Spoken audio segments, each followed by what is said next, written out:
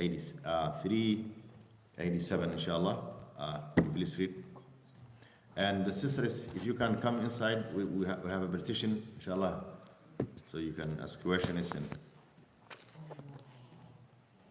Bismillah. Abu Hurairah radiallahu anhu reported the Prophet sallallahu alaihi wasallam said, when Allah loves a slave, calls out Jibril and says, I love so-and-so, so love him. Then Jibril loves him.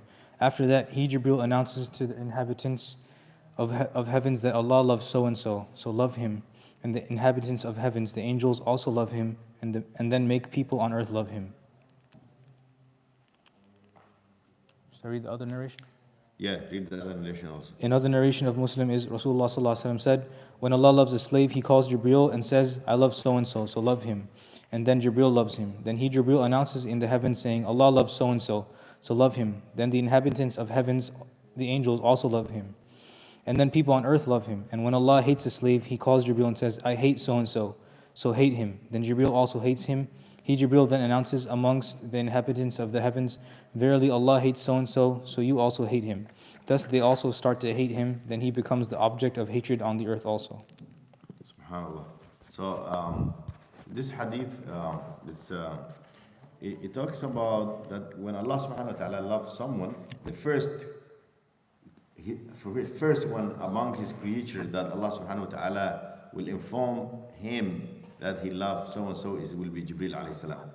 Why? Because Jibril is very special creature. Jibril is the head of among the angels.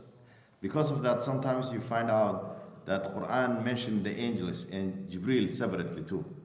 Even though Jibril alayhi salam is one of the angels. Like for example, Surah Al-Qadr, Allah subhanahu wa ta'ala say, Inna anzalnahu fi laylatil qadri wa ma adraka ma laylatul qadri, laylatul qadri, khayru min alf shahr, tanazzalul malaikatu wal ruh.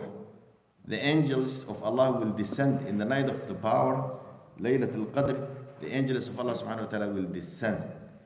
And then Jibril will descend. Okay, isn't Jibril one of the angels?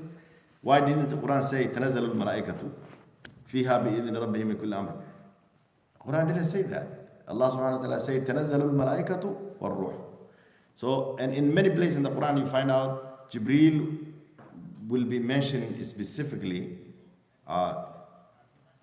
And that because Jibril alayhi salam, he is the one that Allah subhanahu wa ta'ala appointed him to deliver the message to the messengers of Allah.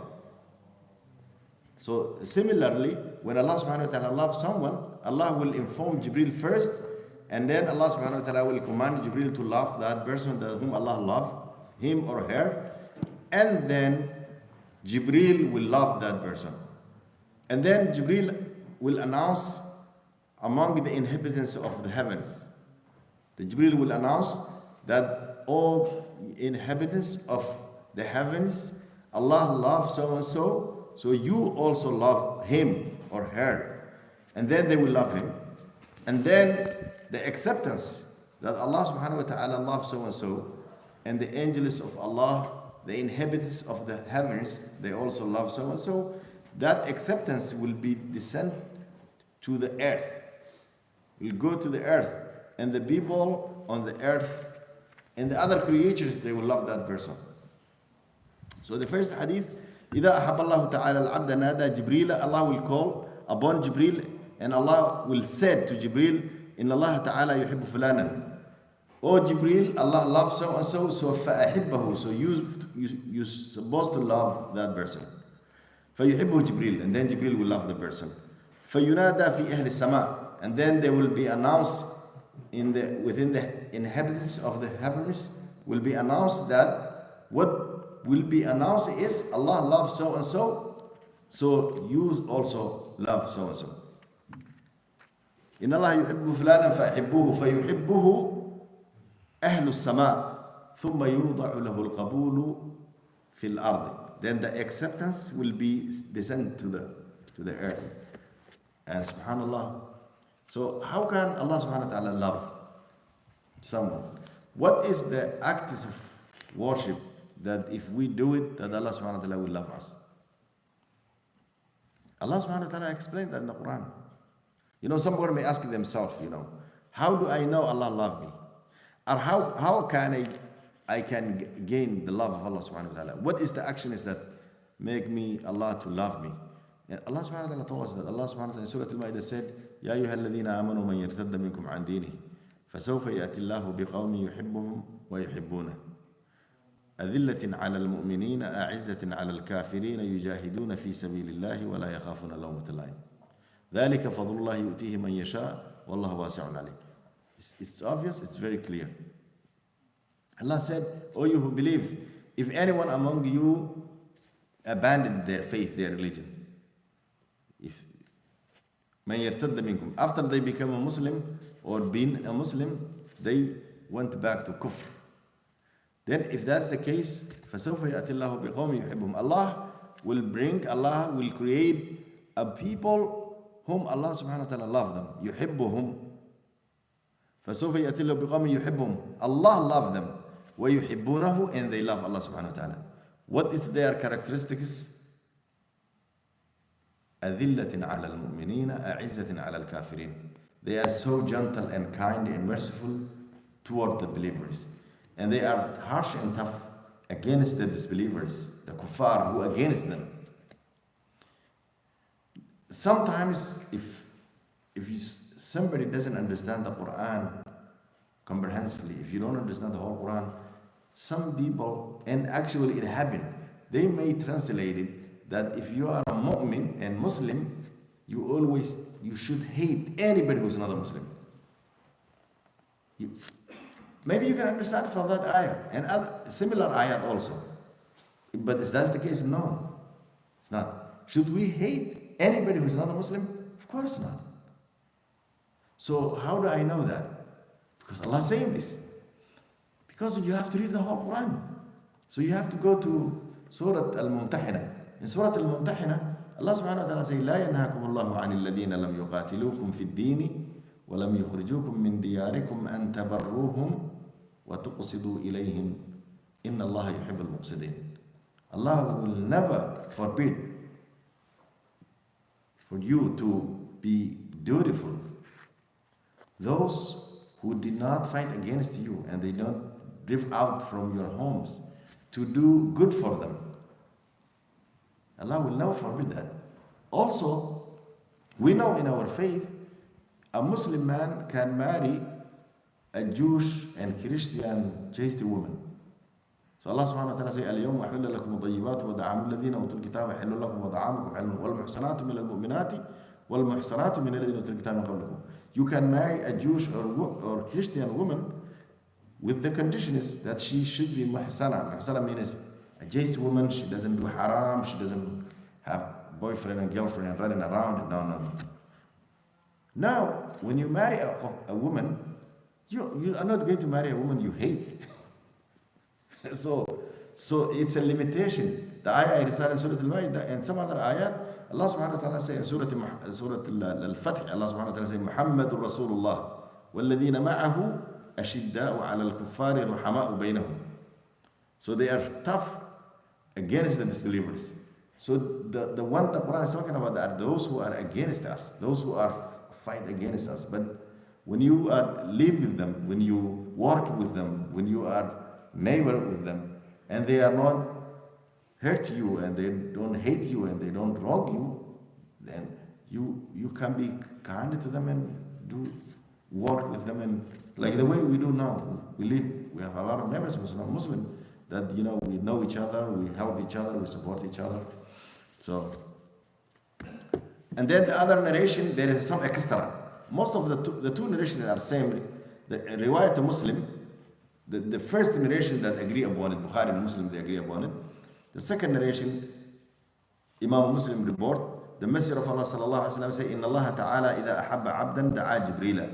If Allah love someone, He will call Jibril, and Allah will tell Jibril, "Inni uhibbu fulana fa'ahibbahu." I love so and so, so you also should love. Allah will tell Jibril that. فيحبه Jibril will love the person. ثم ينادى في السماء. ثم ينادي this one, Jibril himself, he is the caller. The first narration, yunada, anybody can call. If you say yunada, could be anybody, could be Jibril, could be somebody else. But this narration is the Jibreel, someone who's going to call. What Jibreel is going to call and say? Jibreel will say, إن الله يحب فلانا فأحبوه. Allah loves fulan, so and so. So all the inhabitants of the heavens will hear the Jibreel's announcement, and all of them, they will love the person. Subhanallah, imagine someone that Allah love him, and the angels of Allah subhanahu wa ta'ala love him, and the inhabitants of the heavens, they love him, and the acceptance will be descent to the earth, and everybody in the earth will love. But there is some people who who dislike that person. So who is that people? So this narration said, ثم يوضع له القبول في الأرض وإذا أبغض عبدا. If Allah hates someone, دعا Jibreel, Allah will call Jibreel, and Allah will tell Jibreel, إني أبغض فلانا, I hate so and so, فأبغضه يا جبريل. Oh Jibreel, you should hate that when I hate him. فيبغضه جبريل. Of course, Jibreel will hate somebody that Allah hate him. ثم ينادي في أهل السماء. And then he will call the inhabitants of the heavens. Jibreel will call. What did he say? إن الله يبغض فلانا. He will tell the inhabitants of the heavens.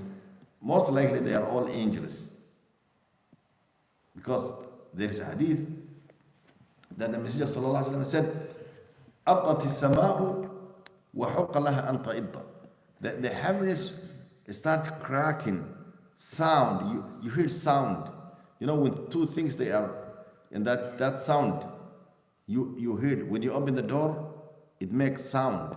Because two objects they touch, because they are close, right? So the Messenger sallallahu alaihi wasallam says, أطت السماء وحق لها أن تئط. The sama makes sound, and it has the right to make sound. ما فيها موضع شبر. There is no an inch place in the heavens إلا وفيها ملك ساجد. There is an angel making sujood.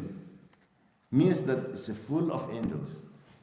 Bayt al-Ma'mur, the one on top of the Kaaba, that Allah subhanahu wa ta'ala swear, وَالطُّورِ وَكِتَابٍ مَسْطُورٍ فِي رَقٍّ مَنْشُورٍ وَالْبَيْتِ الْمَعْمُورِ. Al-Bayt al-Ma'mur, Imara means when the place occupied. The scholars, they said, that place on top of the Kaaba, that Quran called Bayt al-Ma'mur, every day, 70,000 angels, they make tawaf, and they will never come back in the rest of their life. Al-Bayt al-Ma'mur.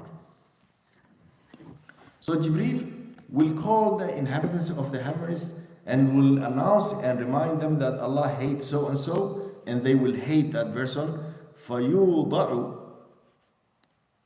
Then when after they hate, فَيُبْغِضُهُ أَهْلُ السَّمَاءِ ثُمَّ يُوضَعُ لَهُ الْبَغْضَاءُ فِي الْأَرْضِ. Then everybody on the earth will hate that person, because that hatred will descend to the earth, and everybody will hate it.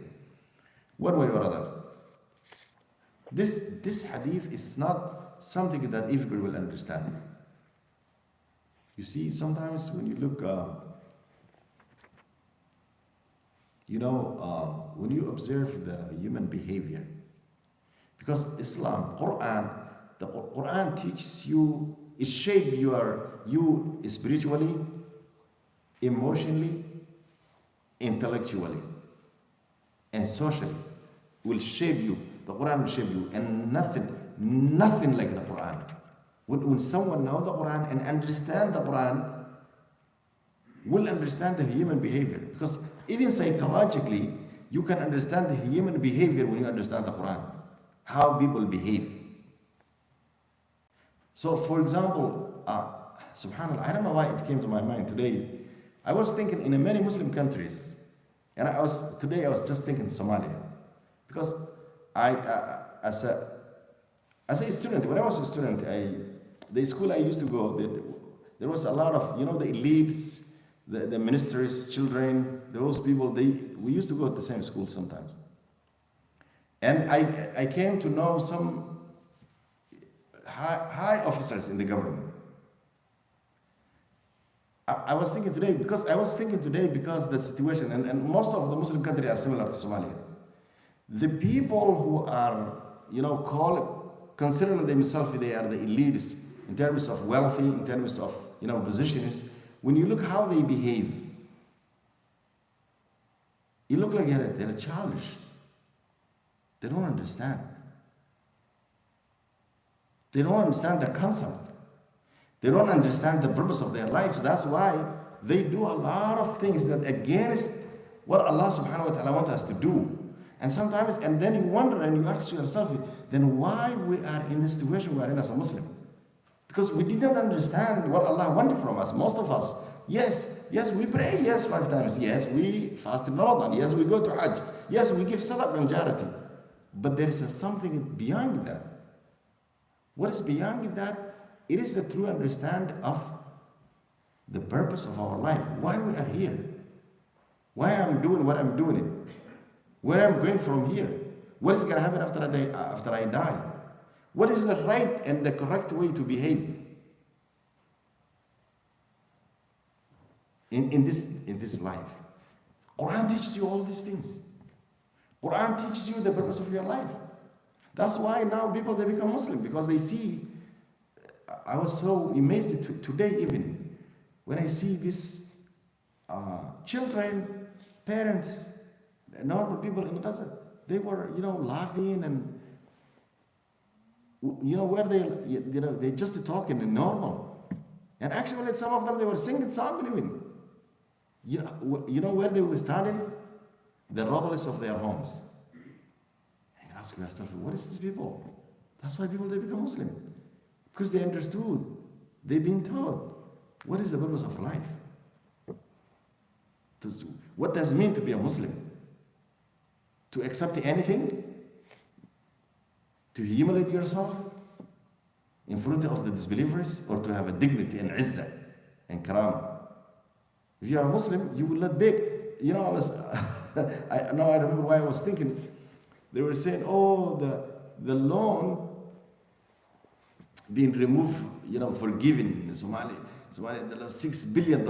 You know how much they borrowed? Less than $1 billion. And now it's above $6 billion. Where does other billions came from? Riba. Interest. Does the people of Somalia, because they say is the people of Somalia benefit that money? Of course not. They didn't solve $1 billion. So what happened? Because some people who call themselves, they lead, they know this. Those people, do you think Allah will love those people? I don't think so. Are they aware this, what they're doing? I don't think so. No. Wallahi, if you know the Quran, if you know the Islam, you become a different person. You just, take easy, relax. Relax. Know what is right.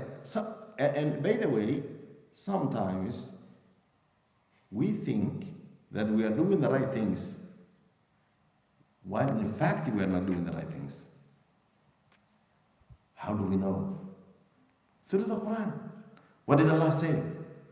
قُلْ هَلْ أُنَبِّئُكُمْ بِالْأَخْسَرِينَ أَعْمَالًا الَّذِينَ ضَلَّ سَعْيُهُمْ فِي الْحَيَاةِ الدُّنْيَا وَهُمْ يَحْسِبُونَ أَنَّهُمْ يُحْسِنُونَ صُنْعًا. Allah subhanahu wa ta'ala said, shall I inform you the real losers? قُلْ هَلْ أُنَبِّئُكُمْ بِالْأَخْسَرِينَ أَعْمَالًا. The real losers in terms of actions. They do. الَّذِينَ ضَلَّ سَعْيُهُمْ فِي الْحَيَاةِ الدُّنْيَا. The real losers are those, they are actionists, and sometimes they may consider as acts of worship. It vanish. ضَلَّ سَعْيُهُمْ in this dunya. It won't be accepted by Allah subhanahu wa ta'ala. Why? Because it was not according to the teaching to the Quran and the Sunnah of Rasulullah sallallahu alaihi wasallam. They invent new things. This is right. They don't have a knowledge of the Quran. They don't have the knowledge of the Seerah of Rasulullah sallallahu alaihi wasallam. They don't have the knowledge of the fiqh. And they think, I know this. And they, I'm so and so. No. We cannot do that. Look, in order Allah to accept any action, it's not what I say. It's what the Sahaba and the ulama scholars said. In order our action to be accepted, it must contain 2 things. Must be pure to Allah subhanahu wa ta'ala. No show of, no nothing. I'm doing what I'm doing for the sake of Allah. The second condition is must be according to the teaching of Rasulullah sallallahu alaihi wasallam. I cannot, invent my own ideas and do and think Allah subhanahu wa ta'ala is going to accept it. No, you cannot do that. Anything ibadah.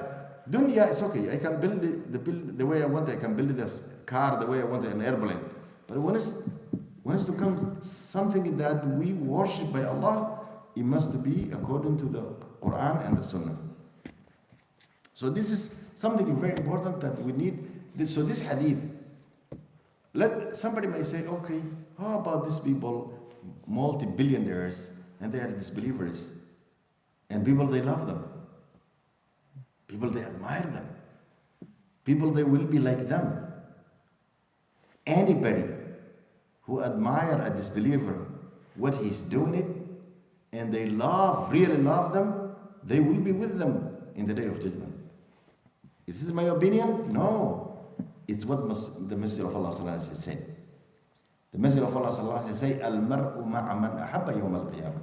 Our youth, our young generation today, maybe they love, this football player and that basketball player and this and that.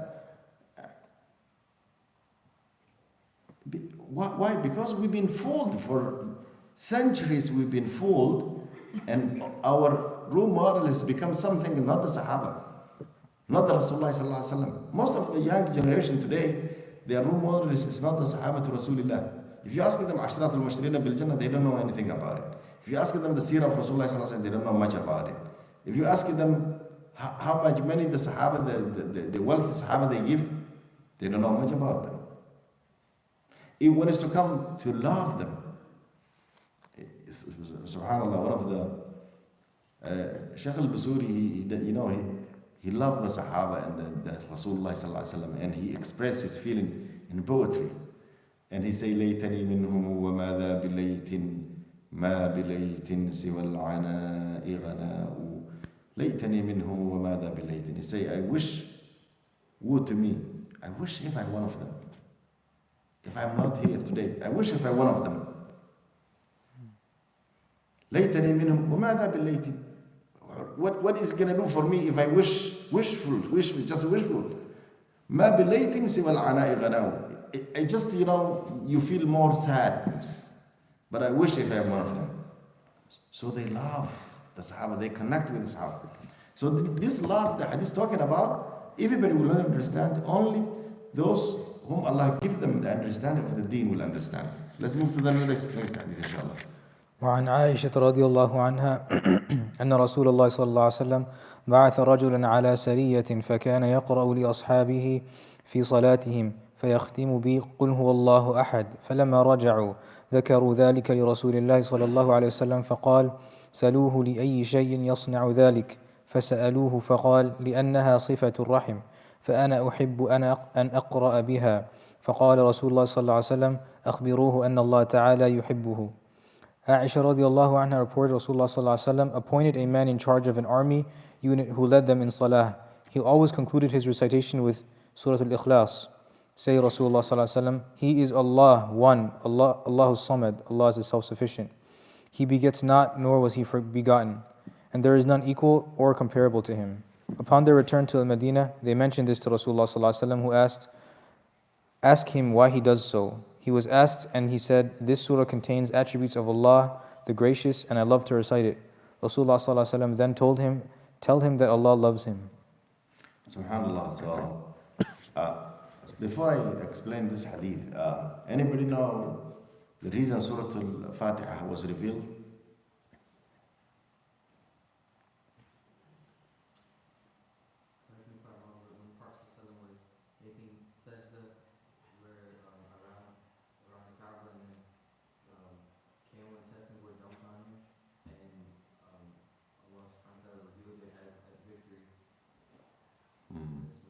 Anything. The brother said the reason was the Muslim was making sujood and Allah revealed to him Surah Al-Fatiha as a victory. Anybody else? Anything? Why in the first place? There is something we call in the Quran Asbab and Nuzul. the reasons. Something happened, and then the Messenger sallallahu alaihi wasallam doesn't know what to do. Then Allah subhanahu wa ta'ala will reveal Quran in a situation. Like for example, when the slander happened about the mother of the believers, Aisha, and people, they were, all Medina and the Munafiq hypocrites, and everybody was participating. All the Munafiqin, they were participating in the slander of Aisha. Then Allah subhanahu wa ta'ala revealed, إِنَّ الَّذِينَ جَاءُوا بِالْإِفْكِ عُصْبَةٌ مِّنكُمْ لَا تَحْسَبُوا. A lot of ayat to clear the side of Aisha radiallahu anha, and Allah subhanahu wa ta'ala, khalas, if the Sahaba know, everybody know, the hypocrites, they keep quiet. So we call asbab and nuzul. Surah Al-Fatiha, because we want to know the surah, why this surah came in the first place. This surah came because the kuffar of Quraysh, they asked Rasulullah sallallahu alaihi wasallam, they said, Sif lana rabbak. You came to us, we have many gods, 360 gods around the Kaaba, and you are talking about a God that we cannot even see him. We don't see him even. So can you describe to us your God, how he look like, who he is, what is it? Then Allah subhanahu wa ta'ala revealed. So it was answer that the kuffar of Quraysh, the pagan Arabs, asked the Messenger of Allah sallallahu alaihi wasallam to describe his Lord, the Lord that he worshipped. And then Allah subhanahu wa ta'ala revealed this surah. That's why this companion, when the Messenger sallallahu alaihi wasallam asked him, why do you read the surah and repeat? He said, I love this surah because لأنها صفة الرحمن. It talks about Allah's attributes, subhanahu wa ta'ala. So the hadith Aisha radiallahu anha, she said, the Messenger sallallahu alaihi wasallam ba'ath rajulan ala Sariya. Sariya, it's a small group of army that, that the army sent to find out if there is any enemy outside of, the place of the major army are living. They watch around, they go farther, and sometimes if they see something, they came back, and if they can take care of, they take care of it. If they can't, then they will give the news and warn the people. So we call Sariya. So the Messenger sallallahu used to send a lot of small armies outside of Medina to interrupt the Bedouin Arabs and Quraysh and those who want to attack Medina. So he sent this group of army, and the leader of the group, and always whenever the Messenger sallallahu alaihi wasallam sent a group of army, one of the army must be the leader, and that's what our faith is. And this is what we don't even understand today. We don't even understand. We don't even bother. Why? Because we have no clue even how this is religion is. The Messenger sallallahu alaihi wasallam said, إِذَا أَنْتُمْ ثَلَاثَ فِي سَفَرٍ فَأَمِّرُوا أَحَدَكُمْ. If you are three and you are traveling, one of the three must be Amir. Why do we need, only three people are traveling? Why do we need to have Amir? If three of us now go to Texas, from Maryland to Texas, to take care of some business there, and just stay hotel for 3 nights. Why do we, or 1 night even? Why do we need to have Amir? So the purpose of the hadith, it is not to travel people traveling and make one of them Amir. It's a confirmation that a Muslim, when there is a community, when there is a group of Muslims and they are together in a certain place, they must have Amir. If they don't have Amir, they commit sin. So we are committing sin. We are doing violation of the deen in a daily basis. So this is this hadith is talking about that the Messenger sallallahu alaihi wasallam sent to them, and this Amir, whenever he lead the prayer, of course the Amir will lead the prayer. The Amir of the army will lead the prayer. So anytime he lead the prayer, he recites surah first. Let's say he recites Qul a'udhu birabbil falaq, or he recites Qul ya al-kafirun, or Wad-duha, or any surah. After he finishes the surah, always he recites Surah Al-Ikhlas. Now, some of his friends, they don't want this to happen, or they were wondering. And this it's the nature of the Sahaba. Anytime they see something that they don't know the answer, they always used to come back to Rasulullah sallallahu alaihi wasallam. So after the Sariya came back, they shared with the Messenger of Allah sallallahu alaihi wasallam. This man, anytime he recite surah, always he will recite Surah Al-Ikhlas, Salawat al-Jahri, the three prayers that we recite loud. Now the Messenger sallallahu alaihi wasallam called him. He want to know why he recite Surah Al-Fatiha.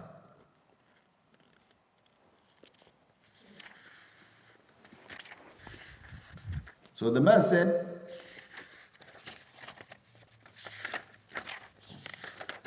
so the Messenger of Allah sallallahu alaihi wasallam asked him, "Saluhu li'ayyi shay'in yasna." Ask him why he do that, why he recites Surah Al-Fatiha. فسألوه. سألوه, they ask him, why are you doing this? And the man said, لأنها صفة الرحمن. Because this, he said, this surah, it talks about Allah's attributes, subhanahu wa ta'ala, صفة الرحمن. فأنا أحب أن أقرأ بها. So I love to read Surah Al-Fatiha. فقال رسول الله صلى الله عليه وسلم. Of course, they came back to the Messenger and they told him the reason that he was reading. And the Messenger صلى الله عليه وسلم said, أخبروه أن الله تعالى يحبه. Inform him that Allah subhanahu wa ta'ala loves him. So we can learn from this hadith that, you know, the Sahaba, anytime something, you know, they need any clarification about, they have questions, they go to the Messenger, and the Messenger sallallahu alaihi wasallam explain to them.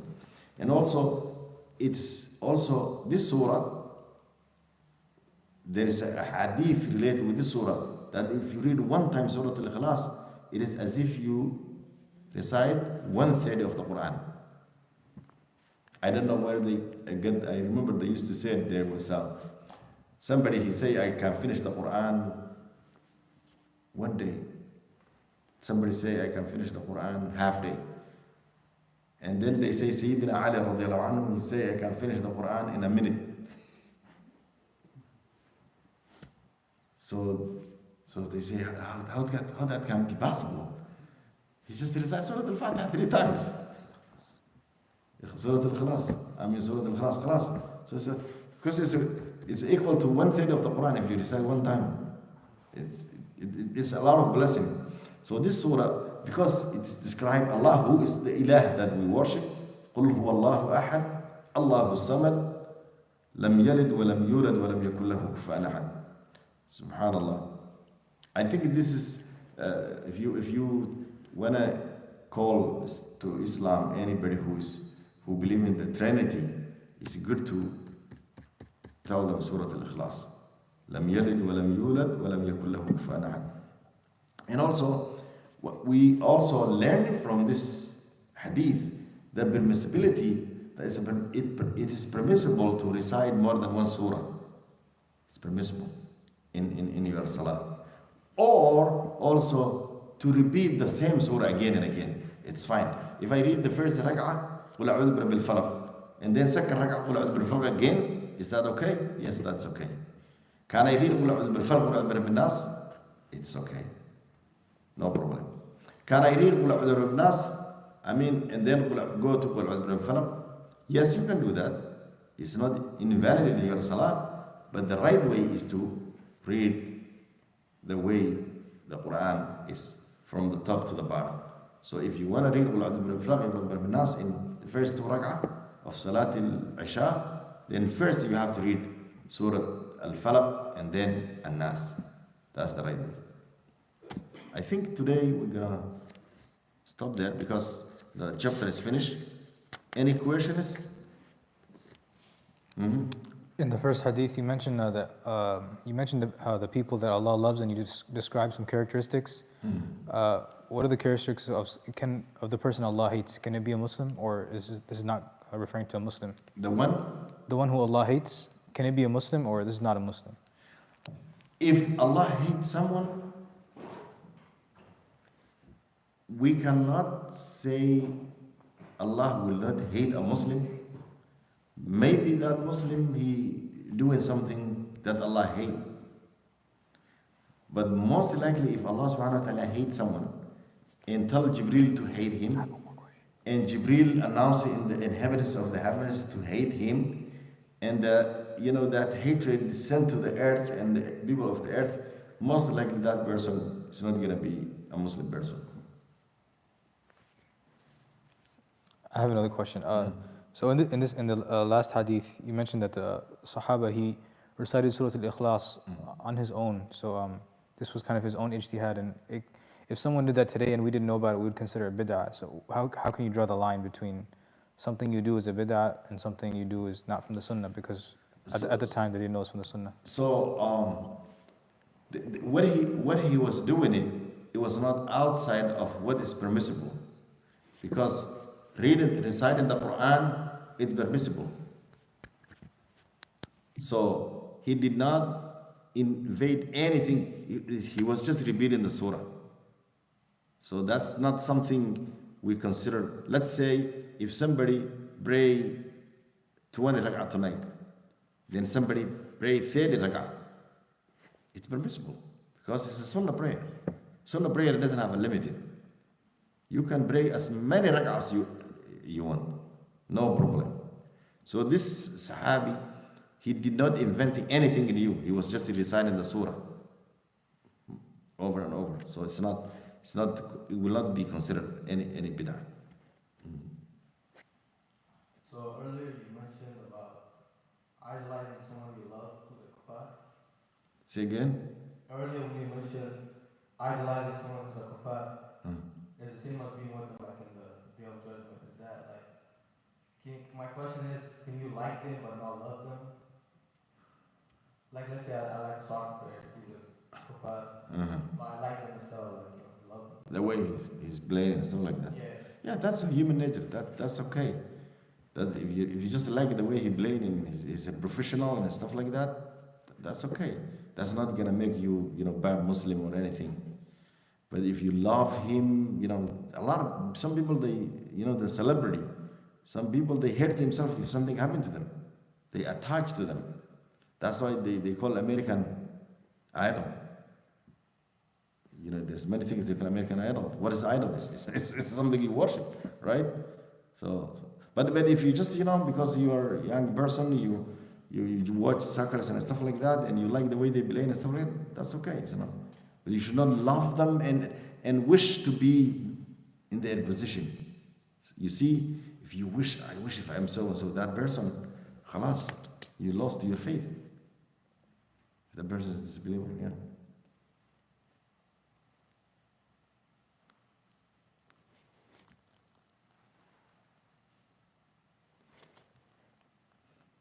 Sisters? I think it's a timely question. With a lot of holidays going on in the workplace, just I guess like if we get some tips or advice on how to approach that. Like if somebody says like Merry Christmas to your Happy Holidays, something like that, what should be what's an appropriate response to that in the workplace? And also if you get invited to like holiday parties, how you should approach that. This question repeats itself every year. Should we say Merry Christmas or just say Happy Holiday, or what is the right appropriate way? I'll be honest with you, and I've been listening to a lot of scholars who answered those type of questions, and I found among the scholars, some of them they said it is okay, it's not a problem if they say. You don't have to say yourself Happy Holiday, Happy Christmas, but if they say it and you repeat it, you didn't commit. But a lot of scholars they say no, we cannot say that. Happy Holiday, they say it's okay, but don't say Happy Christmas because it's something related with religion. In terms of if they invite you, like something related with that, you should. If you're a Muslim, just withdraw yourself. You say, I cannot do that. وَفِئَةٌ لَمْ يَأْكُلُوا أَوْ يَحْضُرُوا حَتَّى يَفُوتَ أَوْ يَزُولَ الْمُنْكَرُ. It's a munkar. It's a shirk. So if you should not, and most of the time those type of gathering, there's alcohol also, and absolutely if there's alcohol it's forbidden. You cannot attend that. The other thing is the people that are asking a lot because they give gift to each other. People they give gift to each other, Christmas gift. Should you accept it or you should not? Again, there is a different opinion among the ulama. Some of them they say that's fine. You can accept the gift, and you can even give them the gift. But a lot of them they say no because it's something related with religion. So we should not do it. I am with those saying no, we should not. Anything related with Christmas, I think we should not participate in it. We should not say Merry Christmas. We should not give a gift and even accept it from them gift even. We should stay away from that. Yeah. But, example, on Eid, we invite them and we cook and give them. That's Our boss is to wish us Happy Eid. yeah. Eid Mubarak. You know that. When they have a holiday, Yeah. how can we do it? Absolutely. That's a good question. I like that question. But let me tell you this. This is the tricky. Yeah. Her question, she said, in the Eid time, they come to our home, they celebrate Eid with us, and they say to us, Happy Eid, and they eat our food and stuff. Brothers and sisters, Islam is the only religion of Allah subhanahu wa ta'ala accepted. There is no other religion Allah will accept it. وَمَنْ يَبْتَغِ غَيْرَ الْإِسْلَامِ دِينًا فَلَنْ يُقْبَلَ مِنْهُ وَهُوَ فِي الْآخِرَةِ مِنَ الْخَاسِرِينَ. Allah say, if anyone seek anything, any religion other than Islam as a religion, it won't be accepted from him. And in the day of judgment, that person will be among the losers. وَهُوَ فِي الْآخِرَةِ مِنَ الْخَاسِرِينَ. So, sometimes the shaitan will get into you and say, oh, they are nice to you. We have to be nice to them. We have to invite them and give them food. If they invite us, we should accept their invitation when there is no haram things involved. We help them, they help us, but not in the expenses of our faith. When things come to the religion and something that related to the faith, you have to be very clear. You cannot accept somebody's, gift who's saying there's a 3 ilah, 3 gods, or God has a child. No, you cannot do that. And the gift is a symbolic of God has a child, or God born, or partners. No, that will diminish our tawheed. So we have to. But other than that, other than Christmas, we can invite them. They can invite us. They can. So now there is something also. Al-Islamu ya'lu wa la yu'la alayh. Because Allah said this. It's not, nobody can hold me accountable this. It's Allah subhanahu wa ta'ala what Allah say. Allah say, وَمَنْ يَبْتَغِ غَيْرَ الْإِسْلَامِ دِينًا فَلَنْ يُقْبَلَ مِنْهُ وَهُوَ فِي الْآخِرَةِ مِنَ الْخَاسِرِينَ. Also Allah subhanahu wa ta'ala say, إِنَّ الدِّينَ عِنْدَ اللَّهِ الْإِسْلَامِ. Deen that accepted by Allah is Islam. There is no other religion Allah will accept it. Allah won't accept it. He has a child, he has a wife, he has a partner, he is this, he is that. He can wrestle with so and so. What is nonsense? Disrespecting Allah subhanahu wa ta'ala. Allah won't accept that. So we have to be respectful to our fellow brothers and sisters who have other faiths. We should respect them. We should be kind to them. We invite them. If they invite us, we accept their invitation. But when it's to come to faith, don't compromise your faith. Otherwise, in Akhirah, you will be among the losers. Allah said that. It's not my opinion. It's what Allah subhanahu wa ta'ala tells us. And this is something we need to make very clear, inshallah. Yes, brother. Inshallah. I think my question is more related to this recent thing that your thoughts on like gathering, not specifically for holidays, but for any gathering. Suppose like if you're invited from work side to a family party, that there might be alcohol or non a lot of foods and that. So if you stay away from those, is it still like, a problem? Stay away. I mean, stay away, like if you participate the gathering, the party, just because of, it's like, type of like a no work or work type of. Yeah. But you stay away from like those haram stuff. So is that still a problem or you? Yes. Still, even attending this type of gathering, it's a problem. So you see, brothers, why we are compromising our faith? I tell you why. And this is where the problem is. When your sustenance, your rizq, connected to something that may cause you to compromise your faith, then that's very dangerous. Usually people, they go there, they just want to show they are not different than other people. They are good friends, I want to chill with my friends. I just want to network. Okay, what if I don't network? What if I say I'm a Muslim, I'm not... in my mind, I might say in my mind, if I don't do this, I might lose my job. I may look, awkward. I may, dissent. My friends, they may abandon me or this. That's those weird things that Shaitan put in our mind. That's why we Muslims lost a long time ago. We supposed to be the one who hire the people and employ the people. We supposed to be the people who have strong economically.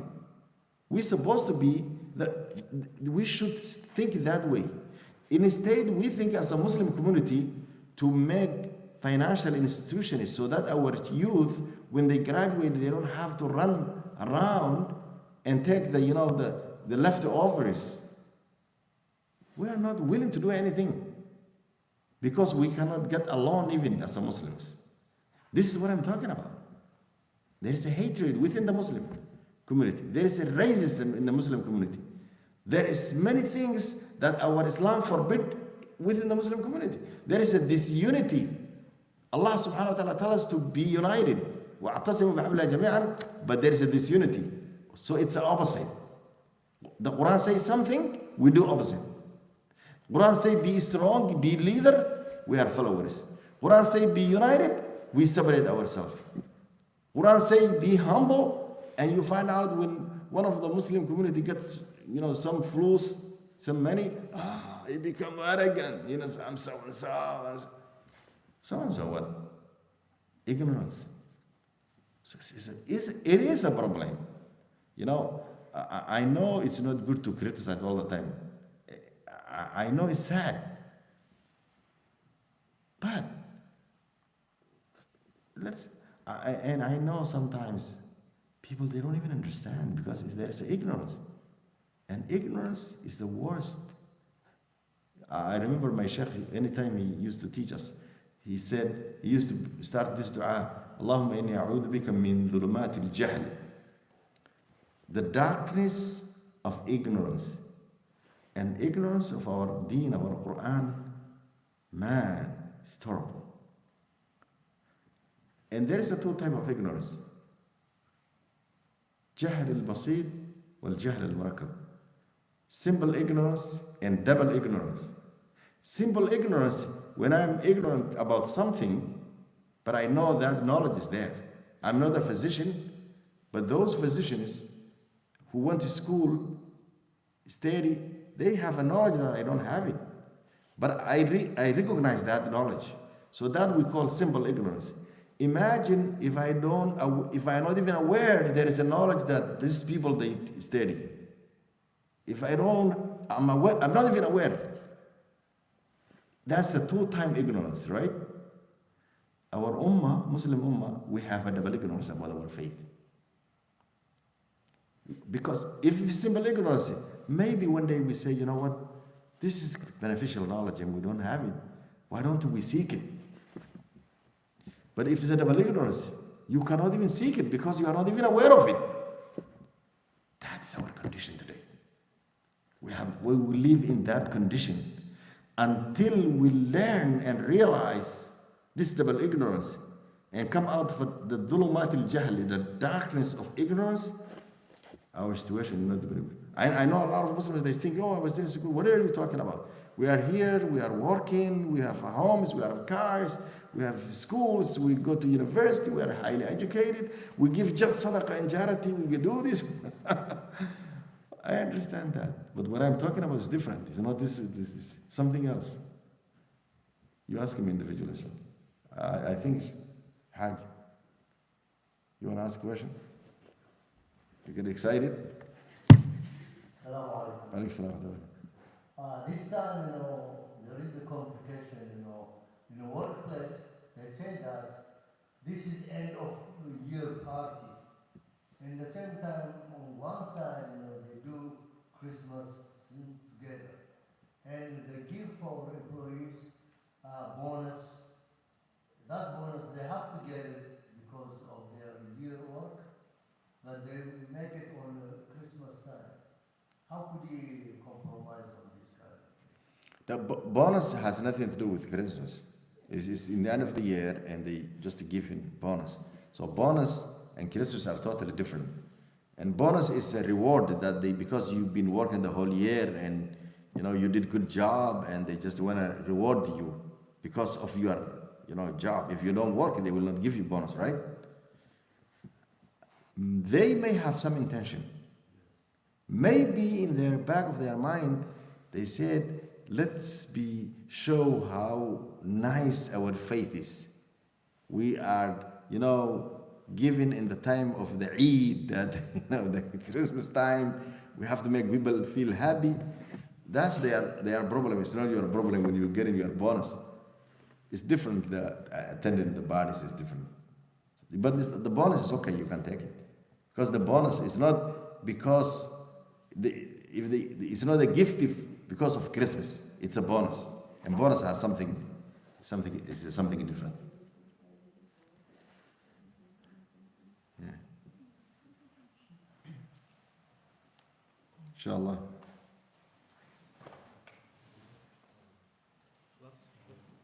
سبحانك اللهم وبحمدك نشهد ان لا اله الا انت نستغفرك ونتوب اليك والعصر ان الانسان لفي خسر الا الذين امنوا وعملوا الصالحات وتواصوا بالحق وتواصوا بالصبر. صلى الله عليه وسلم.